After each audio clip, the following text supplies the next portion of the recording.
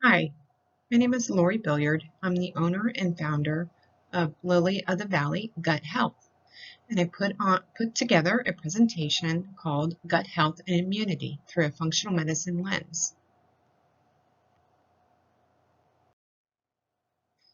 The objectives of this presentation are the following. To first summarize past research in relationship to Western medicine and evolving research in relationship to functional medicine or holistic medicine, and how those paradigms relate to health and disease and clinical treatments. To define functional medicine and clinical practice, to discuss and define commensal bacteria, to discuss gut microbiota and immunity, and discuss lifestyle modifications. Let's first look at the research behind Western medicine or conventional medicine. So Western medicine, long time ago, adopted a reductionist philosophy. And what does a reductionist philosophy mean? A reductionist philosophy means that they take the complexity of the body and reduce a medical illness down to one cause, and most likely the most simplest cause, and a physical cause. And they treat the physical cause with a physical treatment. Just by way of reducing the medical illness into a physical causes or physical treatment negates or limits the complexity of the body. The Mayo Clinic took a look at 10 years of clinical guidelines in the New England Journal of Medicine. And this was back in 2013. And they re-reviewed these clinical guidelines. And the number of clinical guidelines they reviewed was up there in the 160s, 170s. And they established that 40% of clinical practices of chronic diseases today are contraindicated. Pretty concerning.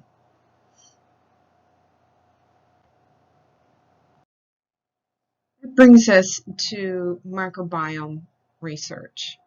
The National Institute of Health started an initiative called the Human Microbiome Project in 2007. And the mission of National Institute of Health is to seek fundamental knowledge about the nature and the behavior of living systems and the application of that knowledge to enhance and lengthen life and reduce illness and disability. The goal of this project was to improve the understanding of the microbial flora involved in the human health and disease. And what did they find out? They found out that microbial cells outnumber the human cells by 10 to 1. 10 to 1. We are more microbial cells than we are human cells. Pretty interesting, right? The first phase is completed. And what they did during that first phase is they characterized the microbiome by way of name, function, and the location in healthy adults and in people with specific microbiome-associated diseases such as inflammatory bowel disease and diabetes. The second phase is ongoing. However, the second phase lost its funding and now serves as a data portal for other studies throughout the world. So the research is numerous and rapidly emerging. As it's rapidly emerging in the pandemic that we are in right now. However, let's get back on subject. The research relates to a bacterial community and their lack of, and how it relates to disease. They do know, as a result of this project and the current research, maybe 4 or 5 diseases that the microbiome is the causation or lack of microbiome.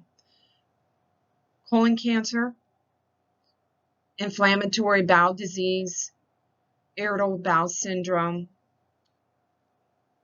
C. diff colitis are have definite causation of disease. There's presumption or links that dysbiosis or lack of disparity of the microbiome is linked to disease, and that research is ongoing.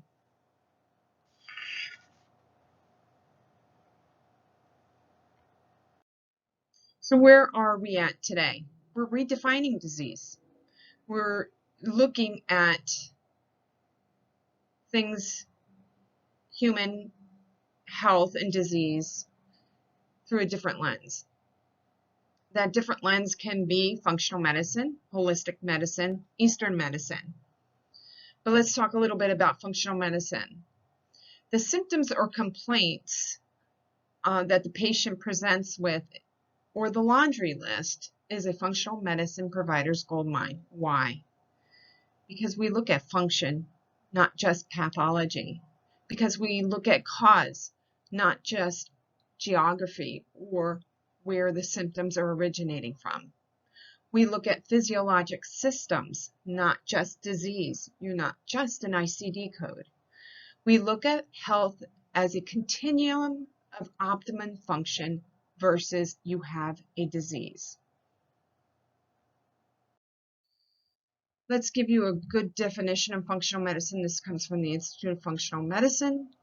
Functional medicine addresses the underlying cause of disease using a systems-oriented approach. And it engages both the patient and the practitioner in a therapeutic partnership. It is a unique way of thinking, focusing on patterns and interactions within the body, and we focus on the cause that led to the imbalance and create what is needed to restore the balance. For a functional medicine provider, we keep in mind two key questions to identify imbalances. What does this person need to get rid of, such as a toxin, an allergy, infection, poor diet, internal or external stressor, or does this person have some unmet need required for optimal function? We gather information, and our greatest source is the patient. It is most important to tease out the pivotal point in their life timeline when they transition from feeling well to feeling sick. A functional medicine provider gathers information from birth and sometimes before birth to their current age. So that timeline is key to that functional medicine provider. And the functional medicine provider spends a lot of face-to-face time during that first visit. We organize subjective and objective details from the patient's story or the patient's history within the functional medicine paradigm. What's the functional medicine paradigm? It is assimilation, defensive repair, energy, biotransformation and elimination, communication and circulation, transportation, and structural integrity. Those are the physiologic categories of the functional medicine paradigm. So, in other words, the patient's presenting signs and symptoms over the course of his or her lifetime to the current time are organized, and antecedents, triggers, and mediators are teased out of that, and we place this information into these physiologic categories, and for the most part, whatever category lights up with the most dysfunction, we start there. And I could tell you 99.9% of the time it's the gut. And where's the gut found in these categories? The gut's found in all of these categories, and that's one of the reasons we start at the gut.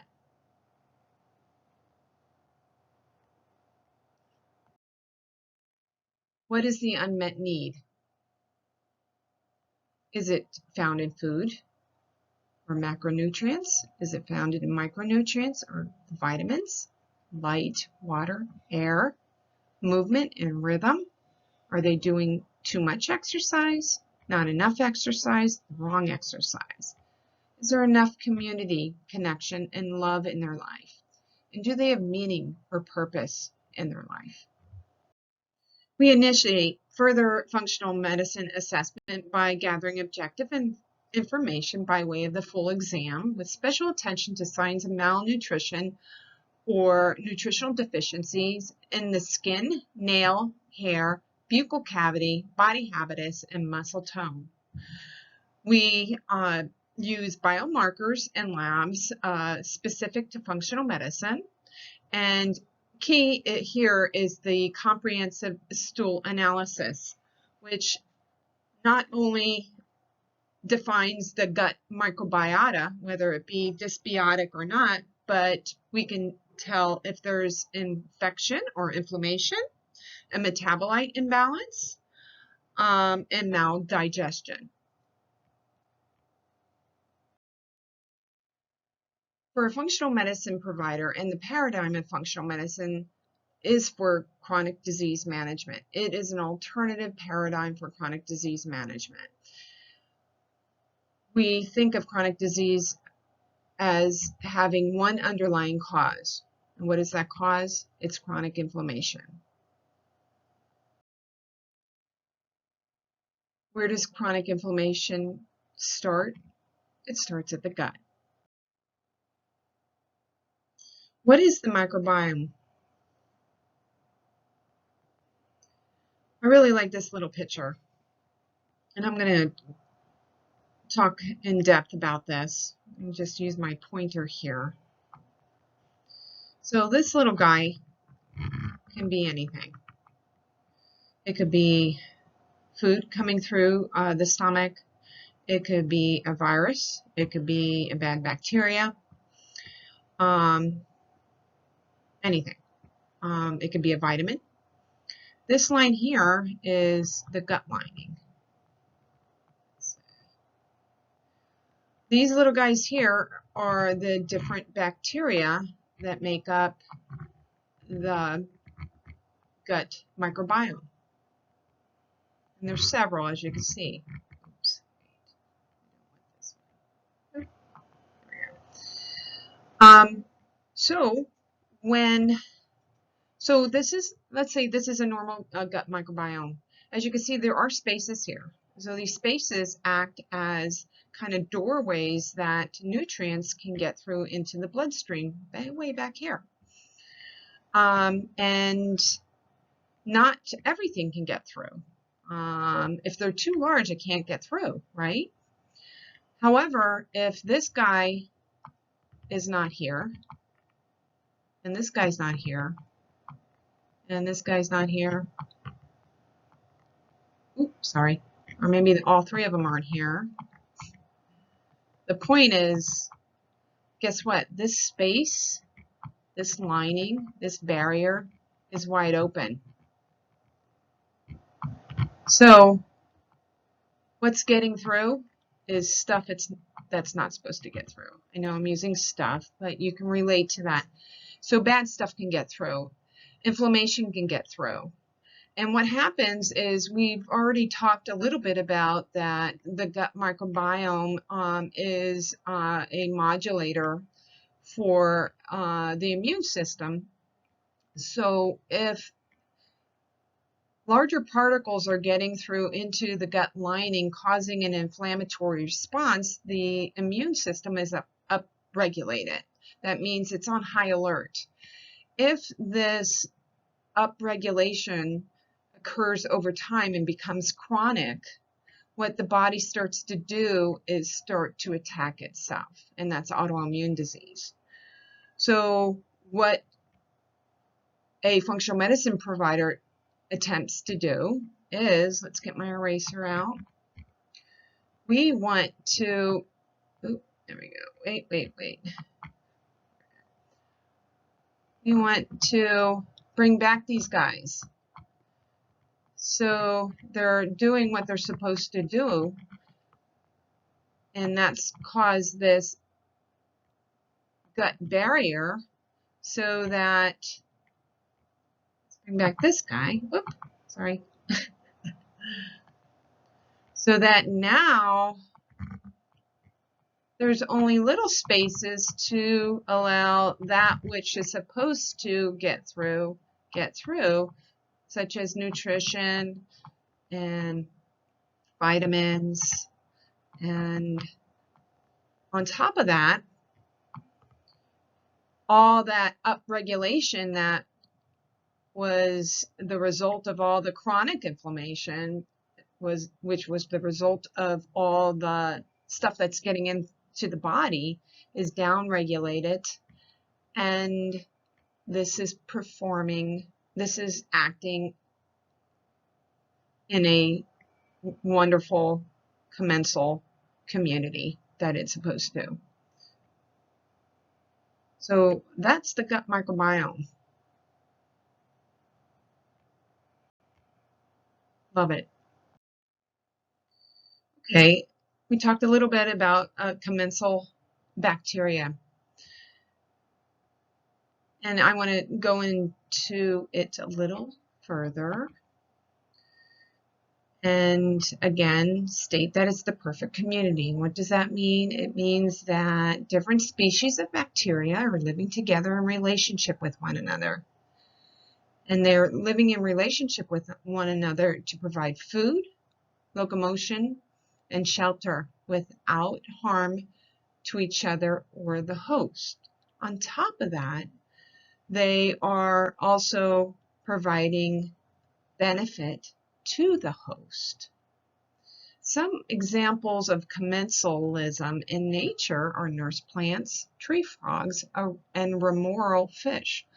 So in other words, this is a natural phenomenon that happens in nature. Commensal bacteria and health and disease. And what do they contribute? They contribute metabolic function, protect against pathogens, educate our immune system, and directly and indirectly affect all physiologic functions. Let's get back to the gut microbiota function. We already established that it is an integral part of digestion, nutrition, and immunity. What else does it do?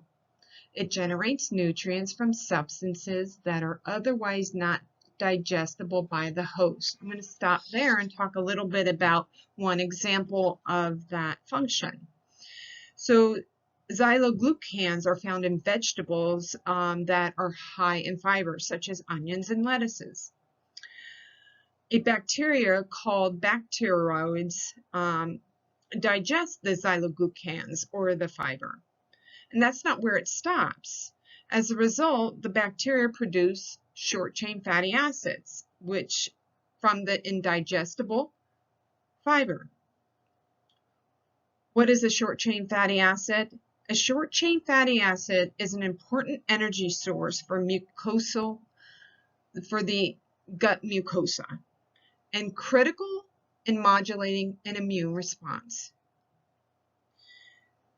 As a result of producing the short-chain fatty acids, butyrate is one of the substances that is an end byproduct, and its concentration in the gut plays a complex role in colon cancer and inflammatory bowel disease. So in other words, the gut microbiota eats substances that aren't digestible by the host and produce a short-chain fatty acid or nutrition for itself, and also produce an enzyme that prevents disease. That's quite remarkable.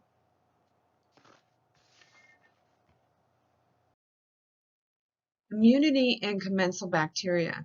As I said before in the previous slide, interactions of the microbiota and the host goes both ways.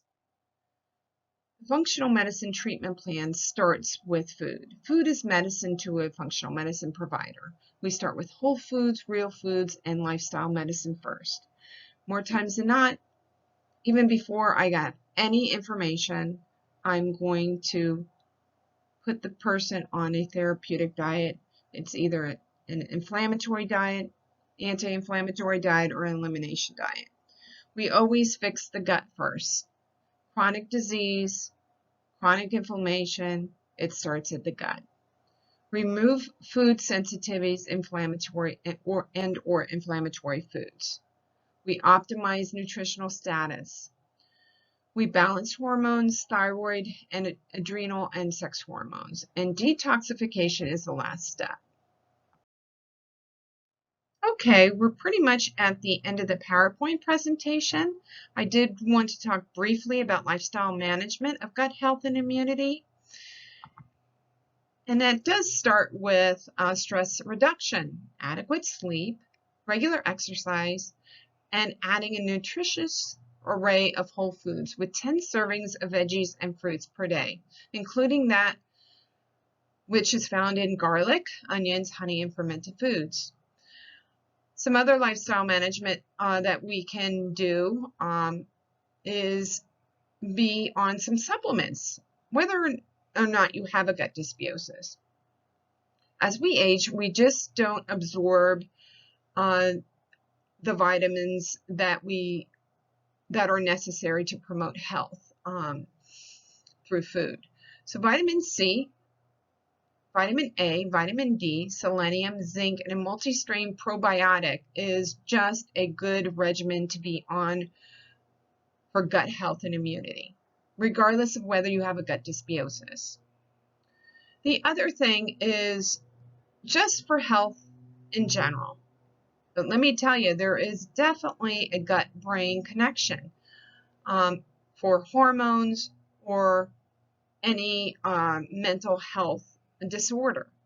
So it's important to address any underlying psychological traumas that have occurred along one's life. As humans, we tend to store these patterns in our psyche, in our neurons, and they come up over and over again in one way or another. And a good functional medicine provider will uncover that. Not that they're a counselor, but they may point out that this is an underlying cause of their gut health or their gut dysbiosis or symptomology, and recommend counseling and or energy or spiritual healing. Or they can, it's all very individualized, or they can seek out their own source of healing per their beliefs. Okay, that wraps it up. I'm Lori Billiard. I am owner and founder of Lily of the Valley Gut Health, and I can be reached at 484-272-2788. My website is lilyofthevalleyguthealth.com, and my email is functionalguthealth19@gmail.com. I hope this was beneficial. I enjoyed putting it together for you. Stay well, be well. Bye-bye for now.